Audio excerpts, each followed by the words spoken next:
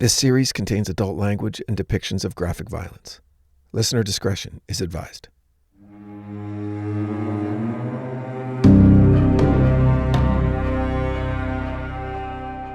On March 4th, 1681, King Charles of England signed the Charter of Pennsylvania, officially creating the 12th colony in the New World. It was one of the single largest land grants to an individual, William Penn in this instance, in history, partially to settle a debt owed to Penn's father, but also to extend England's influence in the Americas. William wanted to name the colony New Wales, but the king insisted, and the younger Penn would spend the rest of his life embarrassed that people thought he named the colony after himself. Pennsylvania played a crucial role in the American War for Independence, including playing host to both the First and Second Continental Congress, where the Declaration of Independence was adopted in July of 1776 in the city of Philadelphia. 11 years later, Pennsylvania would be the second state to ratify the new Constitution of the United States of America. Almost a century after that, the state would again play a major role in determining the future of our nation.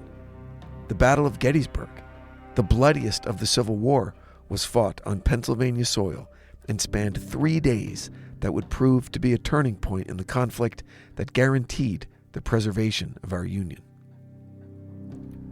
And just over 100 years after that, Rocky. That's right, Rocky Balboa, from that same fighting city of Philadelphia, would square off against Apollo Creed for the heavyweight championship of the world, and in the process win the heart of Adrian along with the rest of the world. Welcome back to The Devil Within. You're listening to Pennsylvania on My Mind.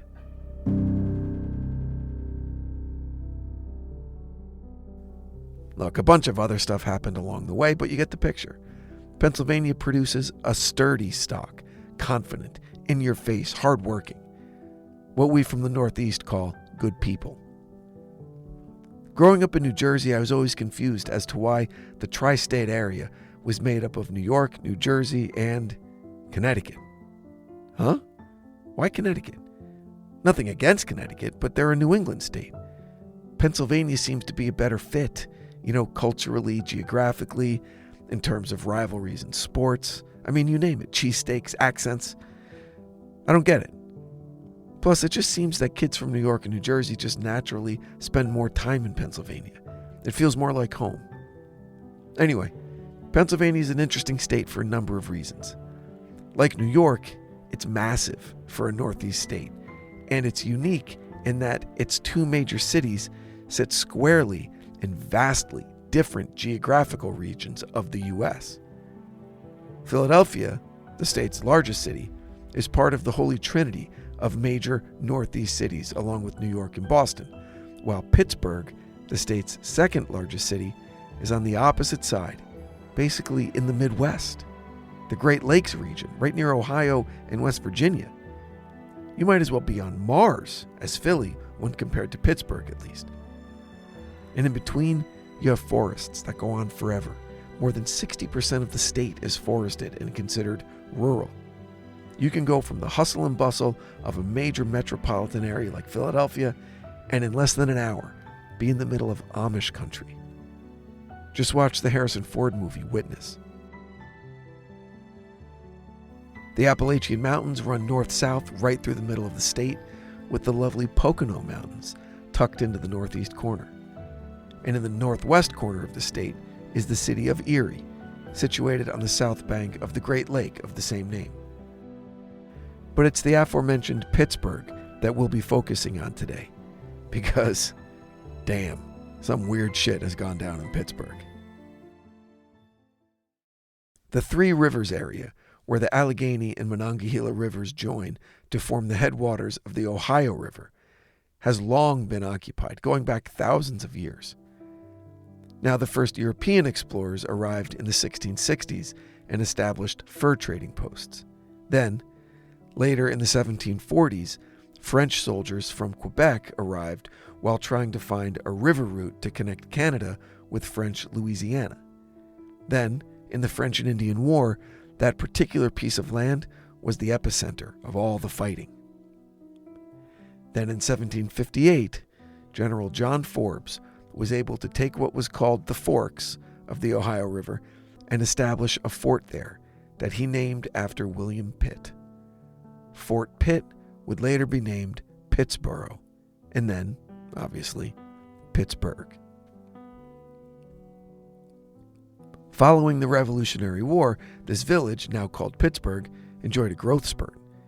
Due to its abundant local resources and convenient location, the growing town flourished as both a fledgling industrial center as well as a long-term layover base for settlers heading into the Northwest Territory.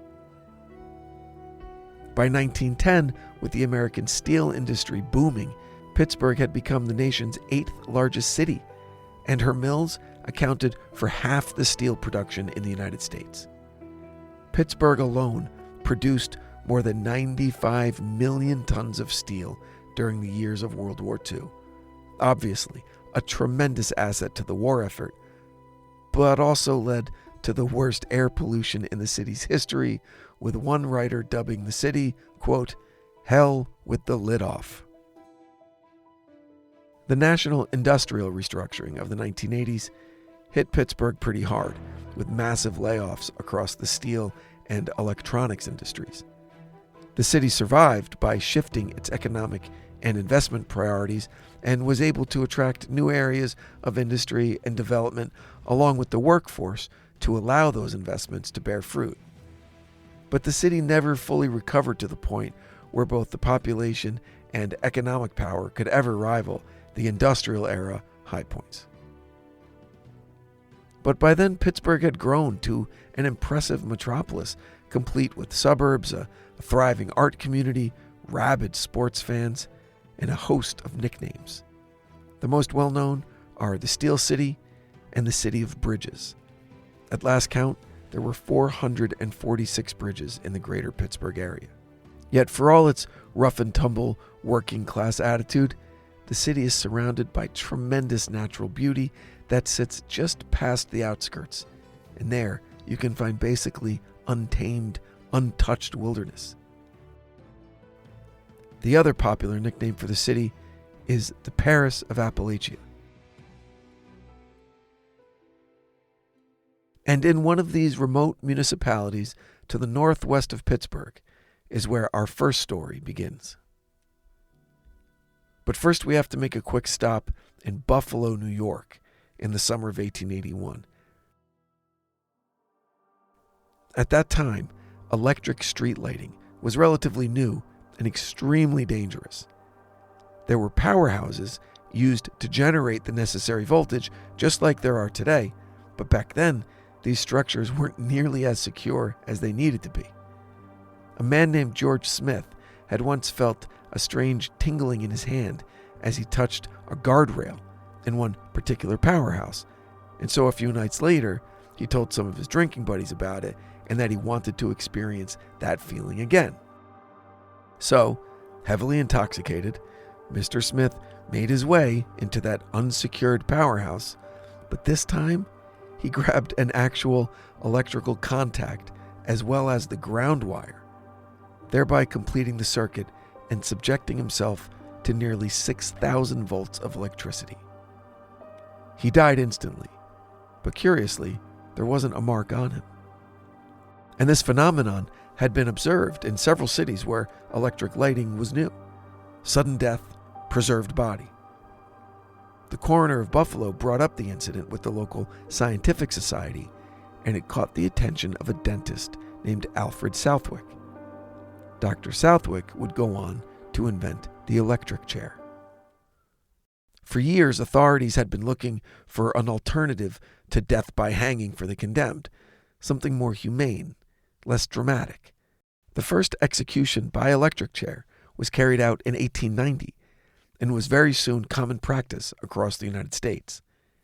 But then lethal injection was introduced, and the use of the electric chair has seen a massive decline, although it is actually still an authorized method of capital punishment in many states, usually only if the condemned specifically requests it or if the necessary drugs for lethal injection aren't available. So, for execution by electric chair, the condemned individual is prepared for the execution by having their head and lower legs shaved to ensure proper contact is made with the skin. To further guarantee this, wet sponges are also used between the skin and electrical nodes. A contact is placed on one of the calves of the prisoner, and then a metal helmet with several more points of contact is placed on their head, along with that wet sponge that I mentioned. Then, usually 2,000 volts are sent through the body for roughly 15 seconds. This voltage is enough to cause paralysis in parts of the brain that control the muscles that cause the heart to beat. Cardiac arrest soon follows, and the prisoner is pronounced dead. Aside from the heart attack, exposure to that level of voltage for that length of time is also enough to irreversibly damage the internal organs necessary to sustain life. So, 2,000 volts, 15 seconds, and the prisoner's dead, usually with very little external trauma noticeable on the body. Why am I telling you all this? Okay, let's go back to the greater Pittsburgh area and we'll find out.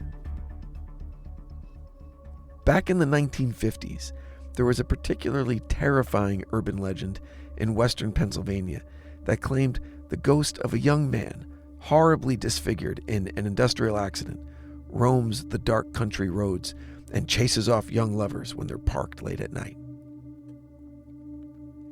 The story goes that this unfortunate soul, originally thought to be the victim of a lightning strike, was actually killed and nearly exploded by a massive electrical shock. For the few minutes he remained alive after the incident, witnesses claimed that he'd lost his entire face, as well as his left arm, the part on his body where the electricity exited by force. Due to these circumstances, it was claimed that his ghost glowed green. He was dubbed the Green Man, or, more cruelly, Charlie No-Face. Now, no doubt, a one-armed, glowing green specter with an exploded face would definitely scare the shit out of you on a backcountry road. But sometimes the truth can be even scarier.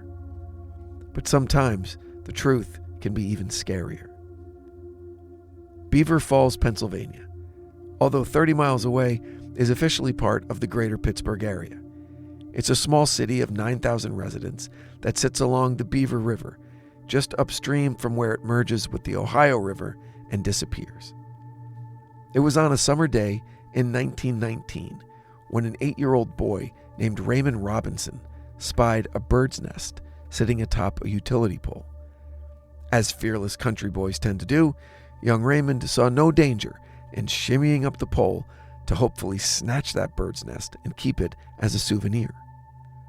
As he reached out to grab the nest, a part of his body, no one could ever be sure which, came into contact with one of the live electrical wires. For a fraction of a second, Raymond was hit with more than 11,000 volts of electricity, and in a blinding flash, was sent flying off the pole to the ground below. So let's circle back for a minute. We know that 2,000 volts for 15 seconds is enough to kill a grown man. And that's with all the relatively humane protections, clean skin, wet contact to ensure even distribution of the voltage, etc. Raymond was a skinny 8-year-old kid, and his body contacted the live wire in just one spot instead of two, so there was no way to complete the circuit, and that electricity had to find a way out of Ray's body. The path of least resistance turned out to be his face, specifically his eyes, nose, and ears. Basically, his entire face was lost in the accident, as well as his left arm, which is the accepted point of bodily contact, though no one can be definitely sure. But here's the thing. Ray Robinson lived. He obviously had a long and painful recovery, but he recovered. He learned to live with his stunning disabilities during a time in America when services for the disabled were definitely not what they are today. He lived at home or in a place where he could get assistance for the remainder of his life, and he took up leather work.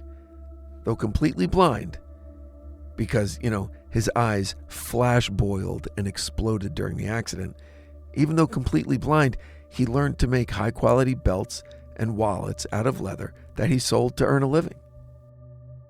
But he also liked taking long walks along desolate country roads in the middle of the night. As spooky as that sounds, it wasn't because he loved scaring the shit out of people. The opposite, in fact.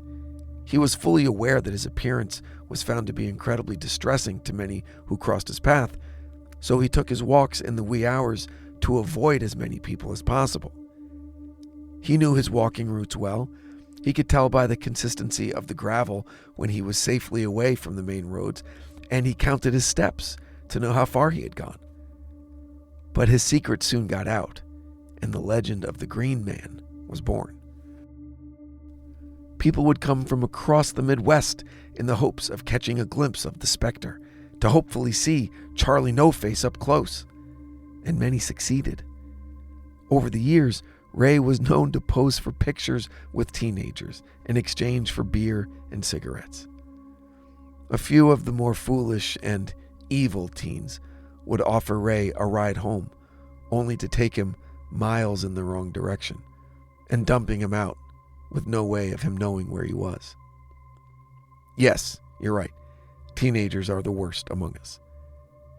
But Ray always found his way home because someone would get freaked out and call the police, and the police would always know what was going on and make sure that Ray was safely driven back to familiar territory. Ray Robinson lived until the age of 74, passing away from natural causes in 1985. Although he's gone, his death only caused the legend of the Green Man to grow, with dozens of sightings reported every year of a faceless, glowing apparition walking along a lonely road.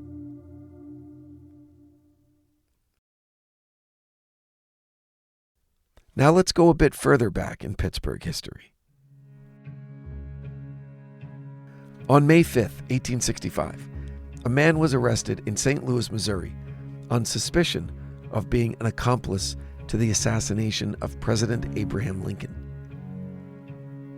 The assassination at Ford's Theater at the hands of the celebrated actor John Wilkes Booth sent shockwaves across the globe and led to an extraordinary government overreach in their attempts to make sure that everyone who was even remotely connected to the murder plot was apprehended and punished. Hundreds of meaningless arrests were made, lives were ruined, reputations destroyed, and one of those was this man from St. Louis. A 32-year-old Irish immigrant named Francis Tumblety. Tumblety would cross the Atlantic on a ship carrying coffins, but he would go on to do great things. He would become a doctor of tremendous renown. But if you looked a little closer, the reasons for his fame were not exactly something to be proud of. He was considered a quack, a snake oil salesman. His medical credentials were never fully authenticated, and he even had a number of deaths attributed to his bottled, quote, cures. The reason for his arrest in 1865? He was supposedly connected professionally to a pharmacist's assistant named David Harold.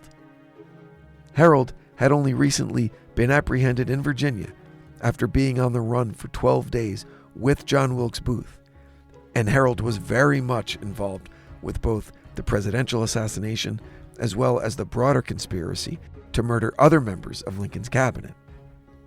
Harold would be executed along with the other conspirators not long after. But what of Tumblety? Did he know Harold?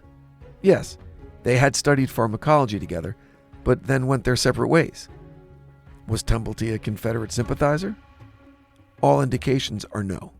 All he cared about was fame and money. Politics never factored in. After his release and exoneration in the assassination plot,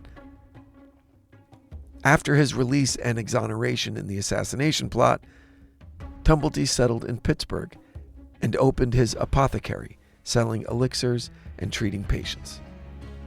All the while bragging about his wealth, his unmatched medical knowledge, and his curious opinions about women. It's also rumored that Tumblety had been arrested in Pittsburgh for a lewd sex act with a man. Homosexuality was actually illegal then in Pennsylvania, as well as almost every other state. Despite this unfortunate event, Francis Tumblety considered himself a proud son of Pittsburgh and would return often after he moved away. In 1875, after the death of a railway worker who had taken a spoonful of one of Tumblety's tinctures, Tumblety changed his name and moved to New Orleans. There he was arrested for pickpocketing, and the accidental death of the railway worker came up again, and he faced prosecution. Well, rather than face the music, Tumblety in 1881 fled to London. While overseas, Tumblety claimed to have cavorted with Charles Dickens, King William of Germany. He even claimed to have been awarded the Legion of Honor, the highest order of merit awarded from the French government. It was also during this time that Tumblety's ferocious misogyny became clear in his lectures and writings. He would draw large crowds due to his eccentric American accent and wildly ostentatious manner of dress. He often wore comically exaggerated military uniforms and grew a mustache more than twice as wide as his face. You should look up pictures of it. It's ridiculous. He was also open about his hatred of sex workers, although he was known to engage in their services quite often. Just not the female ones. By the early 1900s, Tumblety had returned to the States. He lived with a relative for a few years in Baltimore before finally returning to St. Louis, where he would die in May of 1903. So you might be wondering what all the fuss is about with this eccentric charlatan, Francis Tumblety. Well, consider the years he was in England. Approximately 1881 to 1888. And right there near the end of his 7 years abroad, just as his hatred for women in general and sex workers in particular was fully blossoming, the Whitechapel murders, 5 in all, began in the spring of 1888. These exceptionally brutal slayings were committed by none other than Jack the Ripper, an assailant whose identity is unknown to this very day. In fact, very little is known about the killer, but there are many suppositions that can by now be considered factual, especially concerning the killer's obvious medical knowledge. The victims, all sex workers, were hideously carved up with the precision of a surgeon using a high-quality blade. The first victim, Mary Ann Nichols, was found with 2 deep slashes to her neck, stab wounds to her genitals, and her abdomen was completely ripped open. And the murders grew more violent and grotesque from there. The police were at a complete loss until the arrival of the so-called From Hell letter, a missive to the chairman of the Whitechapel Vigilance Committee, the people charged with capturing the murderer. The letter, accompanied by half of a preserved human kidney that was removed from one of the victims, was obviously from the killer, and detailed how he fried and ate the other half of the organ, and that he was also considering sending along the knife that he used to do it. Despite this clue, and several eyewitness reports and descriptions of a man seen with the victims, sometimes less than an hour before their bodies were discovered, no arrest was ever made. The killing stopped, and Jack the Ripper became legend.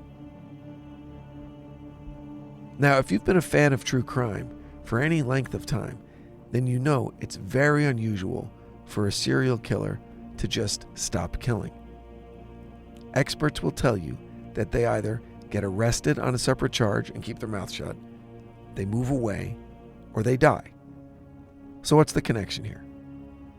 In November of 1988, Tumblety was again arrested for committing a sex act with a man. He was also aware that due to his outspoken hatred of sex workers as well as his medical and surgical knowledge, that Scotland Yard considered him a suspect in the Whitechapel murders. So, as he liked to do, he fled, this time to France. He was able to return to America by again using a fake name, and then, as he was only officially charged in the UK with a non-violent sex crime, homosexuality, Scotland Yard was unable to extradite him for further investigation into the Whitechapel murders. So what evidence did they have against him?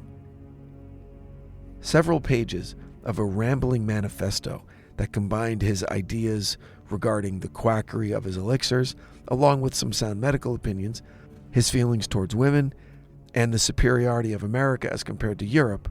These pages were found in his apartment in London. He left them behind. And they were able to compare his handwriting to the From Hell letter, and it was reported to be a perfect match. The evidence against? You might not believe this, but seriously, the mustache. The enormity of his stash didn't match up with eyewitness accounts of the killer, who was described as having a short, well-groomed mustache.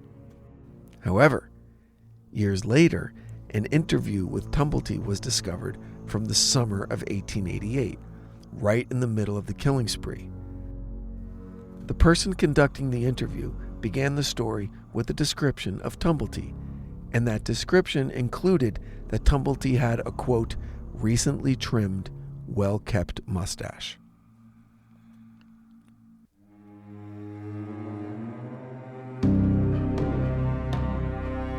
The Jack the Ripper community of, quote, ripperologists are split on the viability of Tumblety as a credible suspect in the slayings.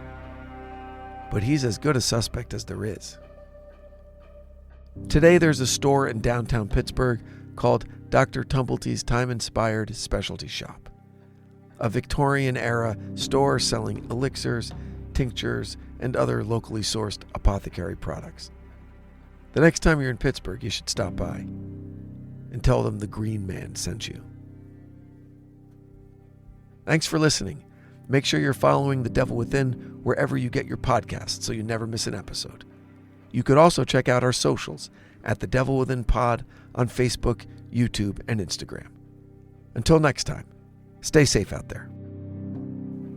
The Devil Within is a Cloud 10 Media production, recorded live at Bel Air Studios in Los Angeles, California. Written and produced by Brandon Morgan. Executive produced by Sim Sarna. Our post-production supervisor is Bruce Whitkin, who also provided original music for this episode. For The Devil Within, I'm your host, Brandon Morgan.